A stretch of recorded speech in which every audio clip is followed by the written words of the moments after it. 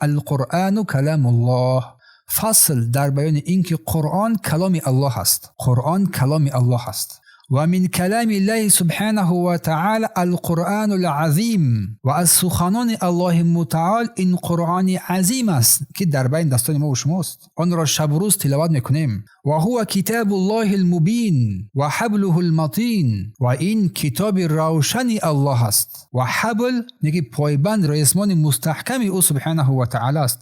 و صراطه المستقیم. و این کتاب راه راست، راه مستقیم است که هر کسی که این کلام الله را خواند به مقتضای آن عمل کرد البته که سعادتمندی دنیا و آخرت به دست می‌آورد. تنزیل رب العالمین که این کتاب از جانب پروردگار جهانیان نازل شده است. نزل به روح الامین علی قلب سید المرسلین. این کلام الله را روح الامین جبرائیل علیه السلام آن را با دلی سردار، یعنی که سرور جهان رسول امین محمد مصطفی صلی الله علیه و سلم فرود آورده است، نازل کرده است. بلسان عربی مبین. این قرآن نازل شده است با زبان عربی مبین، واضح و روشن. نازل شده است منزل غیر مخلوق نیست. منه بدأ و الیه یعود. از نزد الله این قرآن آغاز شده و به نزد او هم باز میگردد. و هو سور و محکمات. و این قرآن کلام الله سوره های محکم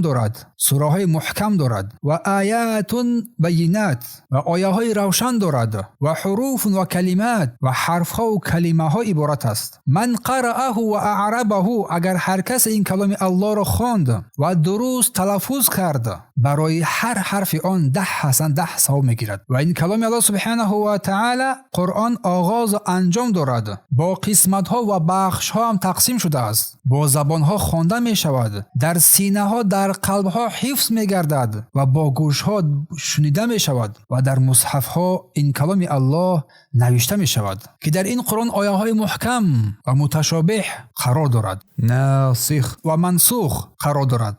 اینکه یک آیه می آید حکم آن آیت از بین می رود با آیه دیگر، جای وی را حکم دیگر می گیرد. و آیه های خاص و عام دارد و امر و نهی دارد. الله می فرماید لا یأتیه باطل من بین یدیه ولا من خلفه. باطل نه از پیش آن و نه از پشت آن به آن راه نمی‌یابد. تنزیل من رب الحکیم حمید.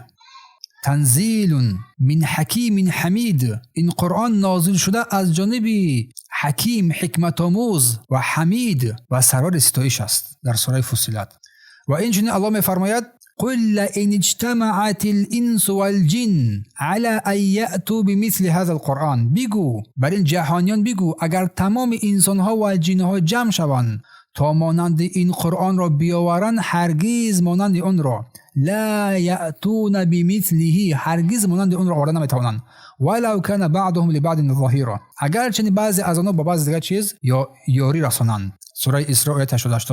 پس قرآن کریم کلام الله متعال است که نازل شده و غیر مخلوق است. این قرآن از جانب الله سبحانه و تعالی آغاز شد و به سوی او برمیگردد. قرآن هم حرفهایش و هم معنایش کلام الله است. و دلیل هایی که قرآن کلام الله است میفرماید الله سبحانه و تعالی در سوره توبه 6 و این احد من المشرکین استجارک فاجره حتی یسمع کلام الله.